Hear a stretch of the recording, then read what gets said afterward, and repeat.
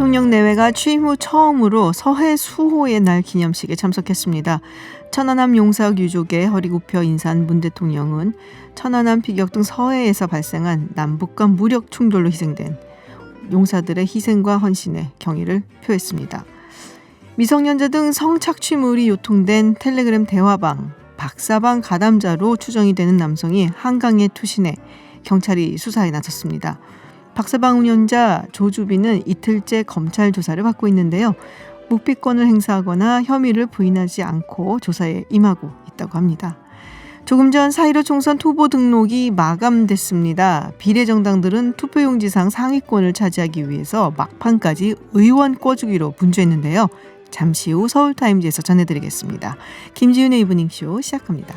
서울타임즈 시간입니다. 오마이뉴스 박정호 기자 그리고 경향신문 박순봉 기자와 함께합니다. 어서 오세요. 안녕하십니까. 네, 반갑습니다. 네, 오늘 문재인 대통령이 서해 수호 날 행사에 처음으로 참석을 했습니다. 이게 2016년부터 있었던 행사로 알고 있는데 네, 처음이었어요, 이번이? 그렇습니다. 올해 5번째 5회 그 서해 수호의 날이었는데요.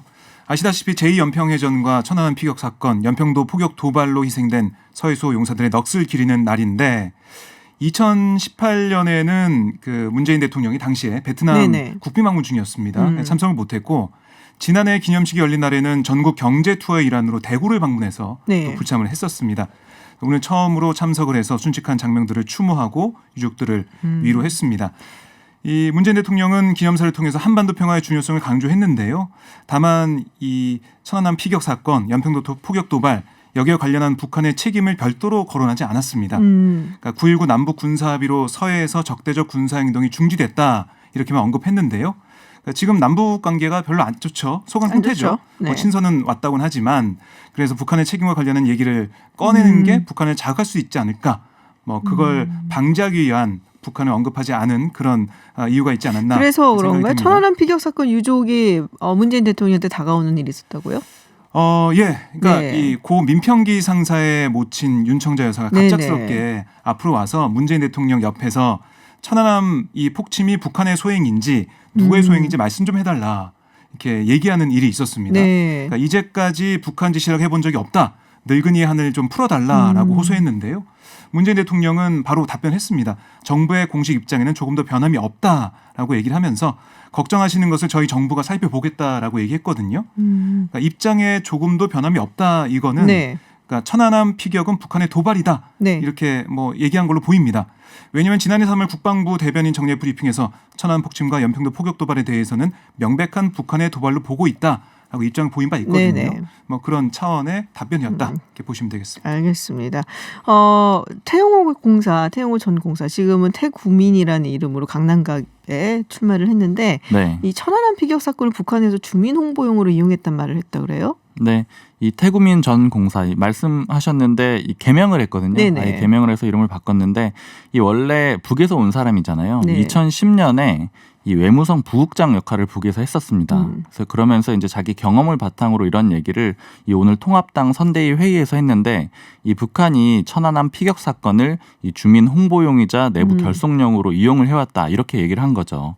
그러니까 천안함 피격 사건을 당시 북한이 남한과 해군으로 맞붙어서 이렇게 이길 수 있는 증거다 이런 것들을 북한 주민들에게 강조를 했다라고 해요. 그러니까 태정공사는 이런 것들을 언급을 하면서 그럼에도 불구하고 대한민국에서 이를 부인하는 한 축이 있다는 사실은 저로서는 매우 우려되는 상황이다 이렇게 주장을 합니다. 그러니까 이 북한의 소행이냐 아니냐 이걸 가지고 조금 논란이 있었잖아요. 그러니까 그런 부분을 지적을 하면서 이 천안함 사건이 북의 소행이었다는 점을 강조한 겁니다. 그렇군요. 정부 입장이랑 같다라고 뭐 봐도 될 것 같습니다. 아까 박정호 기자님이 얘기를 하셨으니까요. 그러니까 뭐 통합당 쪽에서는 그동안 참석 안 하다가 왜 이번엔 참석했냐. 뭐 총선이 앞서서 그렇다라고 얘기를 하고 있는 것이죠. 그런, 지적도 하긴 했습니다. 네, 조주빈이 어제에 이어서 오늘도 검찰 소환 조사를 받고 있습니다. 뭐 조사는 뭐 잘 받고 있다는 얘기가 전해지고 있고요. 어떤 부분에 집중해서 조사를 하고 있나요? 그러니까 이 조 씨를 상대로 오늘 텔레그램의 박사방을 개설하고 운영한 경위 또 대화방에서 이뤄진 각종 범죄 혐의를 물었는데요. 이 경찰이 조 씨를 검찰에 넘기면서 적용한 죄명 12개입니다.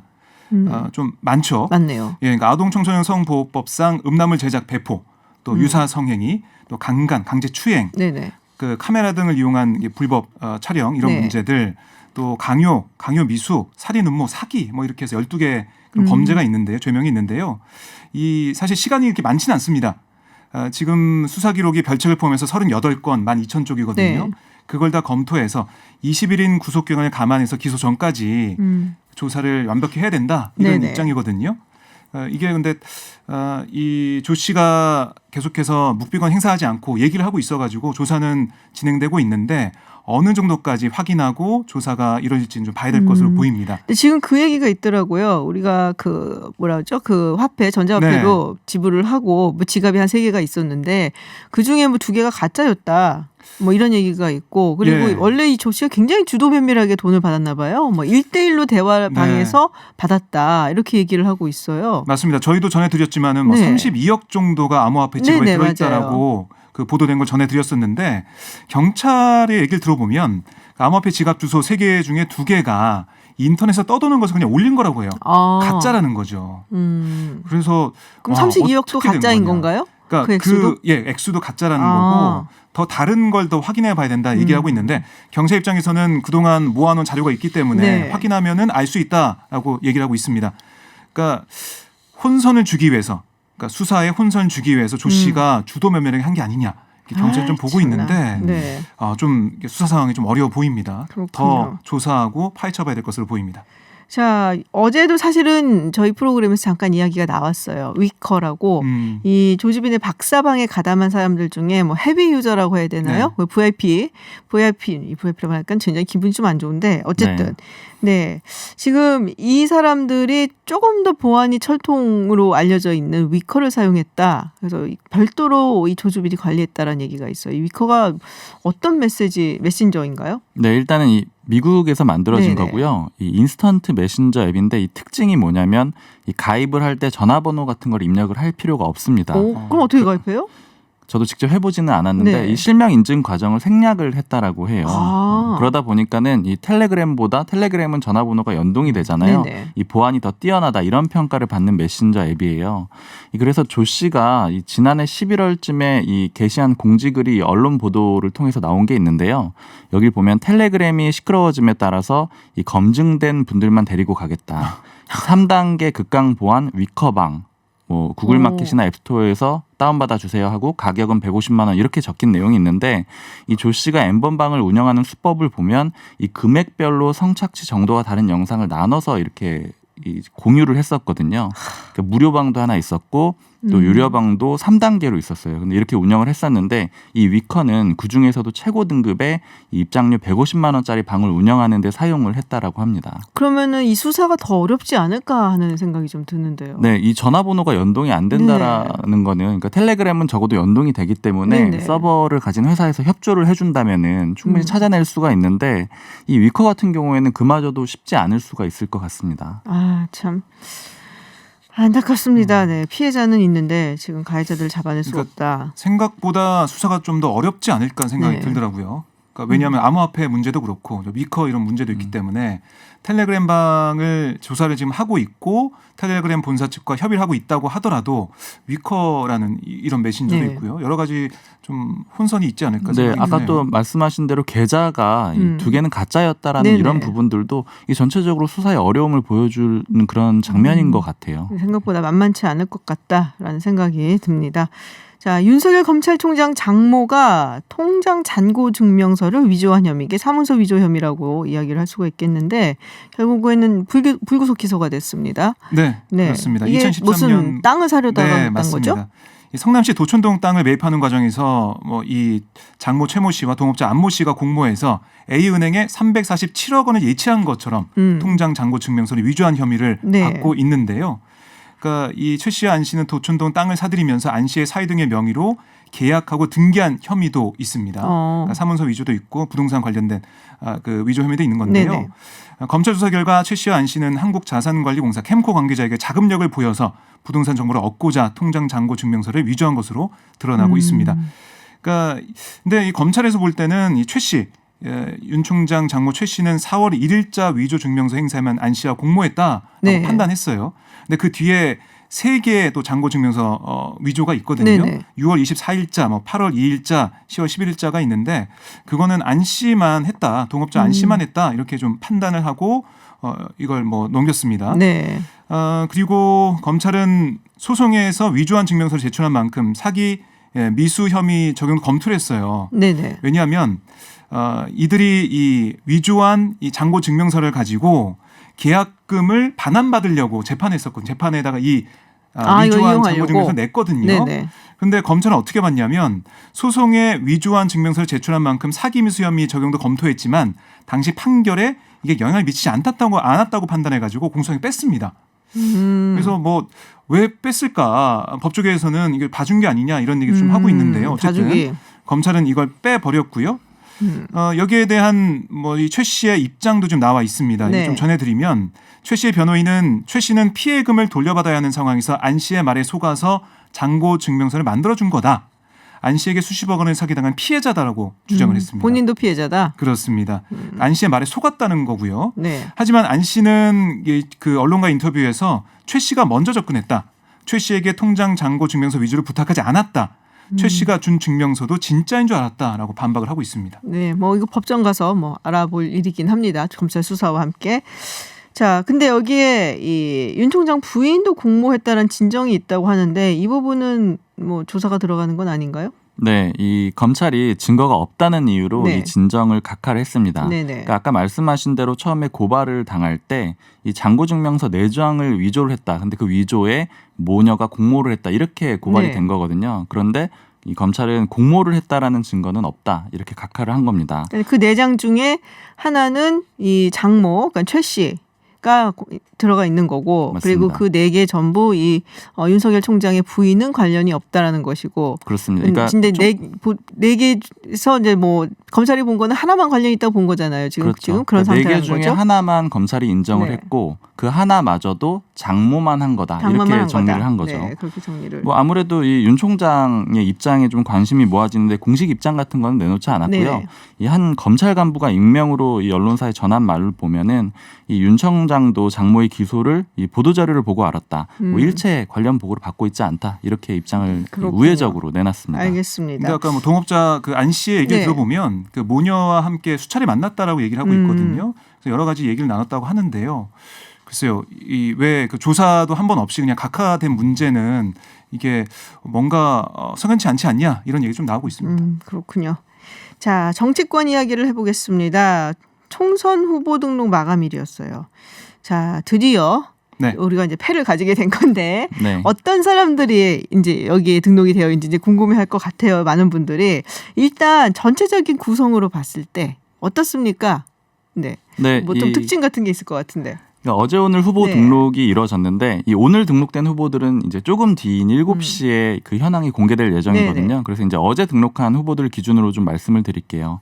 그러니까 역시 남성 그리고 50대가 굉장히 많았습니다. 아니 뭐 여성하고 청년들 많이 등록한다면서 어떻게 된 겁니까? 그 말을 좀 못 지킨 꼴이 됐는데요. 그러니까 어제 접수한 후보가 총 906명이에요. 근데 네. 이 중에 이 172명이 여성이었거든요. 그러니까 비율로 따지자면 18.9%, 그러니까 약 19%니까 이 5분의 1이 좀 안 되는 그런 수준이죠. 네. 이 적은데 이 수치 자체로는 적다라는 걸 뭐 부인하기는 어렵습니다. 근데 이 비중은 과거에 비해서는 조금 늘었어요. 워낙 적었었기 때문인데 이 19대 때는 6.9%였습니다.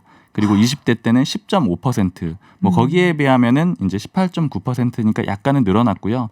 근데 다만 이 40대 미만 이 청년 후보들은 오히려 줄어들었습니다. 줄었어요? 네.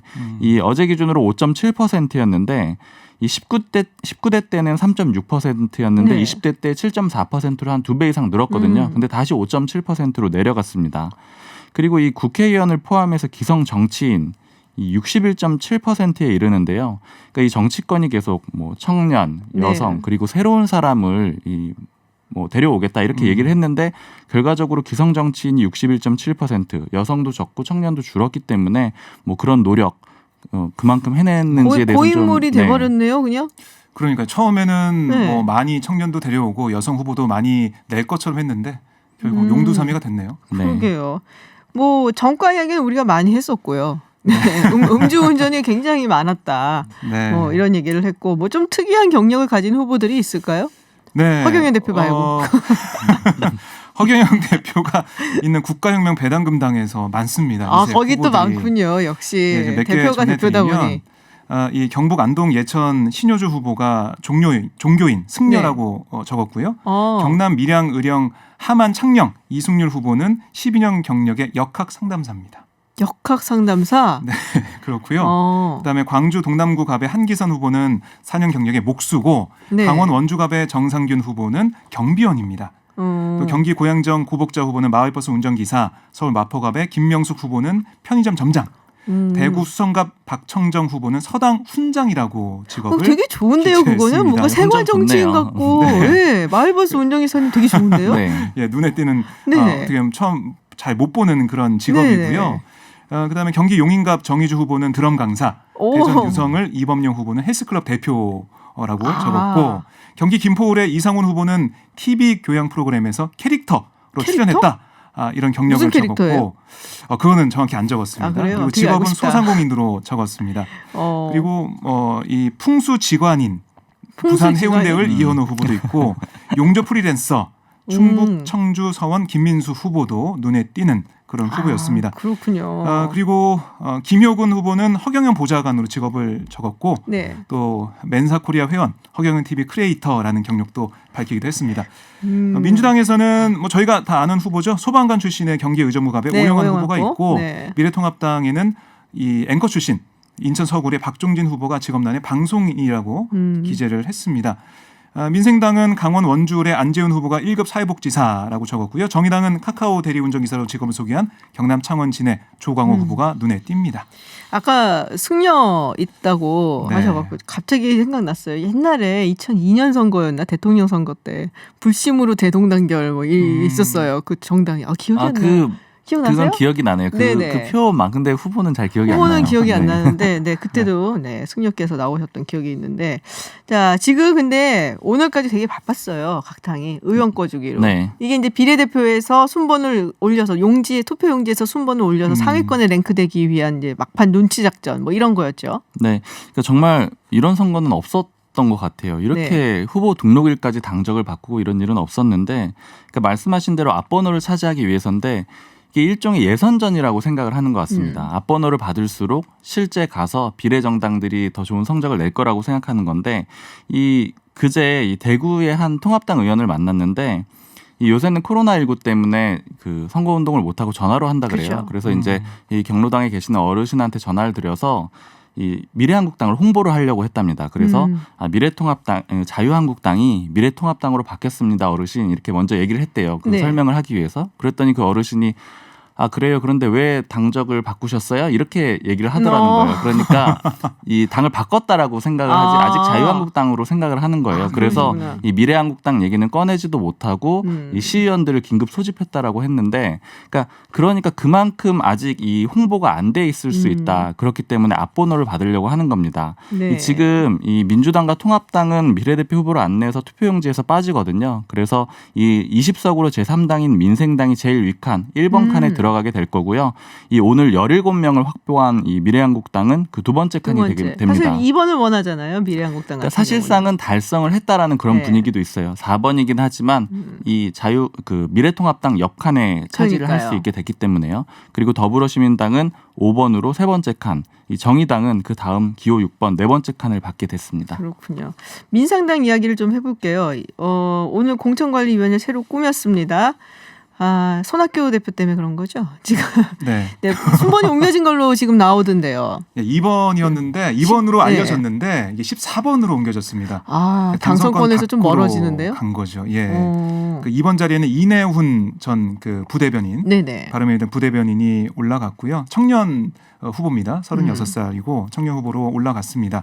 그러니까 이게 공관위원 교체가 또 됐어요. 사실 왜냐하면 어제 이 최고위에서 이거 다시 논의해야 된다라고 안병원 위원장한테 공관위 소집을 요청하려고 했습니다. 근데 안병원 위원장이 계속 연락을 받지 않고 잠적을 해버렸어요. 그리고 공관위에 출석한 일부 위원들도 그냥 나가버렸습니다. 퇴장해버렸습니다. 불만을 갖고 퇴장한 거죠.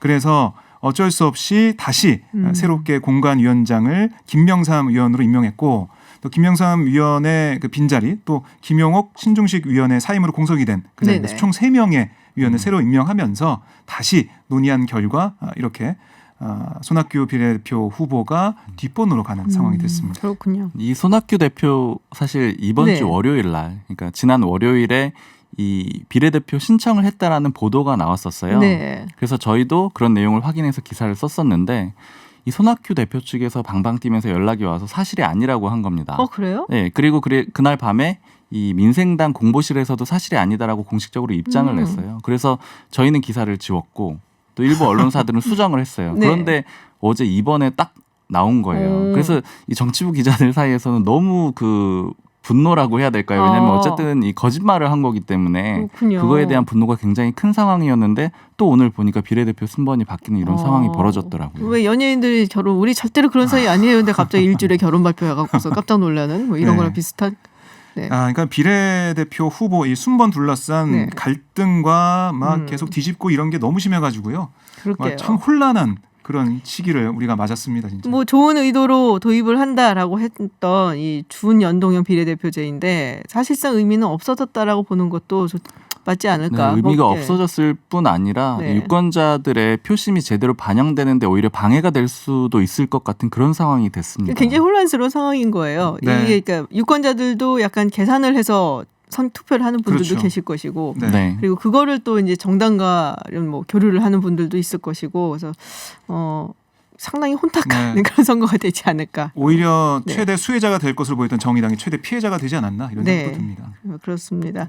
네, 지금 뭐 캐릭터 얘기가 나왔고 아까 지금 혹시 팽수 아니냐는 문자들이 지금 오고 있는데 확인할 수가 없는 바람에 저희가 말씀을 못 제가 드리겠고. 확인해 보겠습니다. 네, 우리 박정우 기자가 확인한다고 합니다.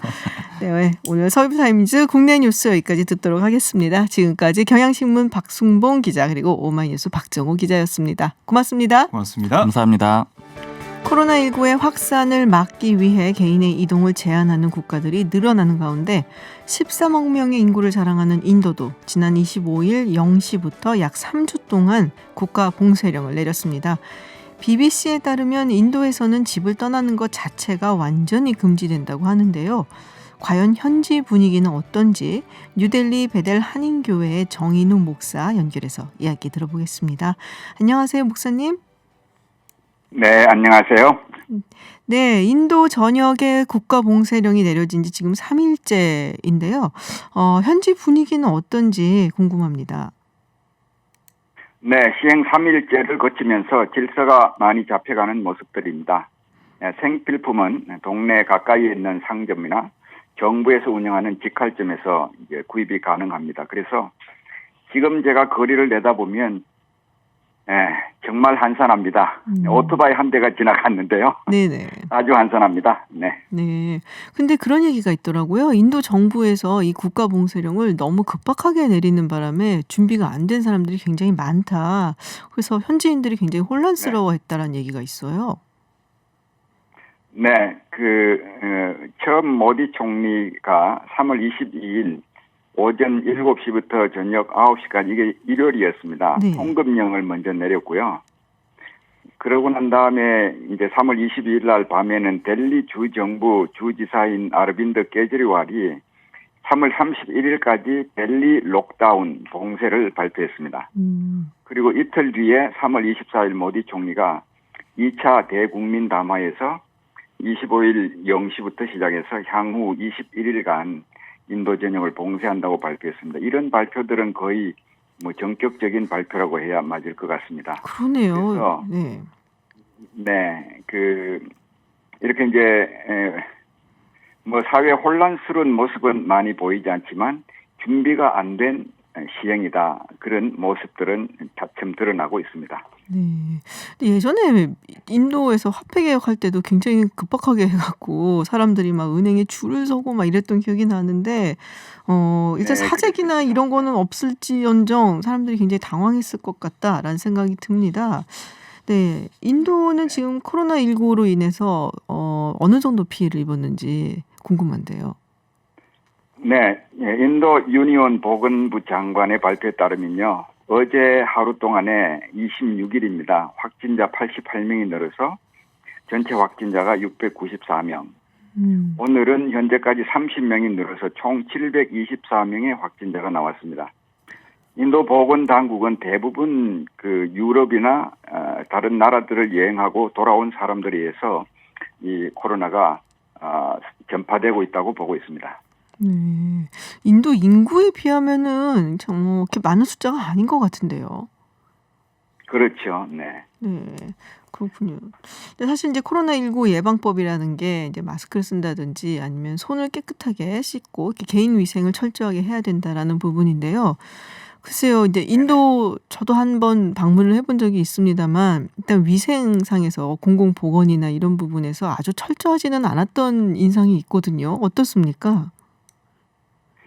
네, 이런 부분에 대해서는 특별히 인도에서 관심을 많이 가지고 있습니다. 인도의 최고 그 관심사는 보안이니까 보안 관계들에 보면 아주 철저하고요. 그리고 이번 경우 이제 이게 세계적인 관심사이기 때문에 병원이나 호텔, 상가 출입 시에 손 세정제로 손을 씻게 되어 있습니다. 심지어는 제가 아파트 단지 밖에 상점에 나갔다가 들어올 때도 손 세정을 하고 들어와야 됩니다. 아파트에 들어올 때 손을 이제 세정을 하고 들어와야 된다. 그런 말씀이시군요. 지금 인도 정부가 이제 아까도 21일 3주를 정했어요. 이동 제한 기간을. 3주로 정한 이유가 있을까요? 보통 2주 이야기들을 많이 하는 편인데요. 네, 그 기온과 코로나 바이러스가 별로 상관이 없다 이런 얘기들을 많이 합니다. 그런데 인도 의료계는 13억 인구에 지금 확진자가 600~700명 정도라면 관련성이 있을 거라고 생각하고 있습니다. 그래서 이제 인도는 이미 날씨가 더워지는 시기를 넘어섰습니다. 지난 3월 10일이 홀리라는 축제였는데요. 이것이 지나면 본격적인 여름 날씨로 접어듭니다. 남부 쪽은 1년 내내 항상 더운 날씨고 왜냐하면 적도에 가까이 있거든요. 네. 제가 사는 북쪽은 이제 델리 지역은 위도상으로 28.7도에 있습니다. 상당히 이제 좀 북반구에 있는 거죠. 네. 그런데 4월 평균 기온이 최고 기온 37도, 최저 기온 23도입니다. 이 정도 되면 충분히 코로나가 잡힐 거라고 인도 의료계는 예상을 하고 이런 기간을 잡은 것으로 보입니다.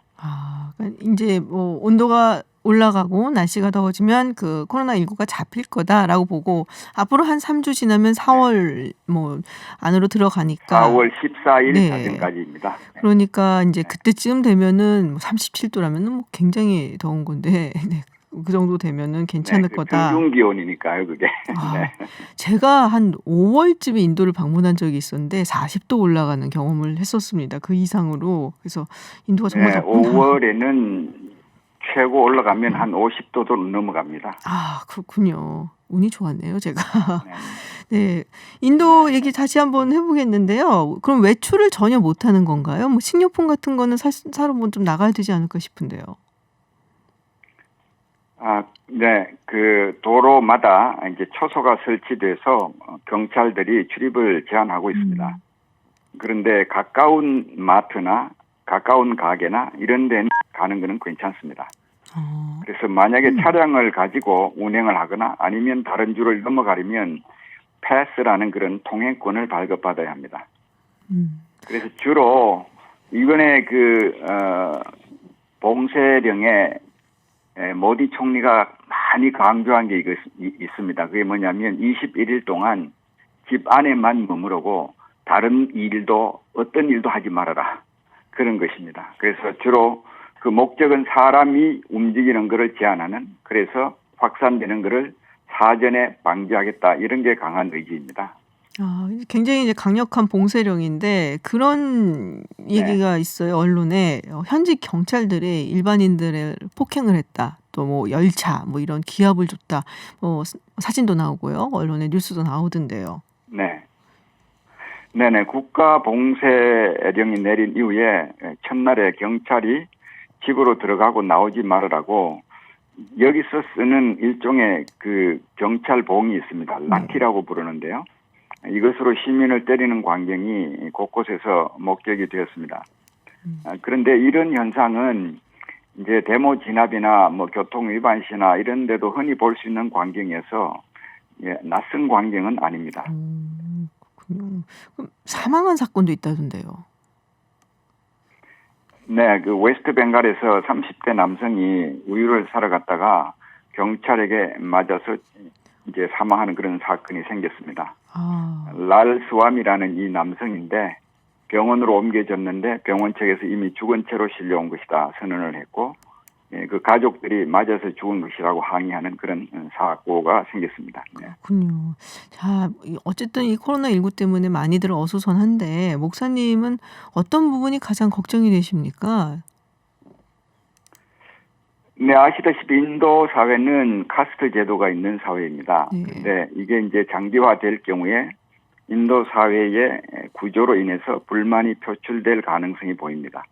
예를 들면 이제 하층민들이 잘 사는 그런 사람들에게 뭐 요리사나 정원사나 운전사, 뭐 베이비시터, 또 청소 등 집안일을 도와주고 있죠. 그래서 상위 계층과 하위 계층이 서로를 필요로 하는 이런 이제 공존 구조가 깨어지게 되면 어느 쪽에서든지 불만이 표출될 수 있다는 생각이 듭니다. 근데 이거보다 더 큰 문제는 소위 말하는 그 사회적인 거리두기가 이제 사람들과 관계를 의심하고 멀리하는 그런 이기주의적인 현상으로 발전하는 거. 이게 제가 보기에는 가장 우려가 됩니다. 실제로 이제 우리 한 교민이 불가피하게 회사 일 때문에 집을 나갔다가 밤에 들어왔거든요. 집 주인이 내려와서 우리는 고령의 사람들인데 불안하니까 출근하지 말으라고 주의를 줬습니다. 그러니까 이런 어떤 소셜 디스턴싱이라는 게 사람들과 관계를 멀리하게 되는 어떤 이기주의적인 현상으로 발전되는 거. 이런 게 제가 보기에는 가장 우려가 되는 현상입니다. 네, 뭐 인도 사회 특징상 이런 뭐 사회적인 혼란, 서로 계층이 나눠져 있기 때문에 이런 경우에 사회적 혼란이 좀 더 강하게 분출이 되게 되면은 조금 흔들리는 일도 있을 수 있을 것 같다라는 말씀이시고, 그리고 서로 간에 의심하는 이거는 뭐 어느 사회나 마찬가지인 것 같습니다. 그런 부분이 우려가 되신다는 말씀이신데 지금 뭐 각국이 의료 시스템 얼마나 좋은가가 지금 드러나고 있는 상황이기도 해요. 공공보건도 그렇고요. 인도는 어떻습니까? 네네. 사실 인도 병원 시설은 천차만별입니다. 네. 사립병원들은 시설이 너무 좋아서 외국인들이 휴가 때 와서 진료를 받고 가는 그런 경우들도 있습니다. 그래서 세계적인 시설이라고 할 만하죠. 그런데 코로나19 저 검진을 위해서 지정된 병원들이 시설이 많이 낙후가 돼 있습니다. 네. 이런 것들 때문에 이제 그 정부에서 격리 시설에 사람들이 가기를 꺼려하는 이런 사례들이 소셜 미디어를 통해서 이제 돌출이 되고 있습니다. 그렇습니다. 알겠습니다. 네, 말씀 잘 들었고요. 저희가 또 인도 소식 궁금할 때 목사님께 연결해서 이야기 들어보도록 하겠습니다. 오늘 고맙습니다. 네, 감사합니다. 네, 지금까지 인도 뉴델리 베델 한인교회 정인우 목사님과 이야기 나눴습니다. 저는 잠시 후 7시에 김지윤의 픽으로 돌아오겠습니다.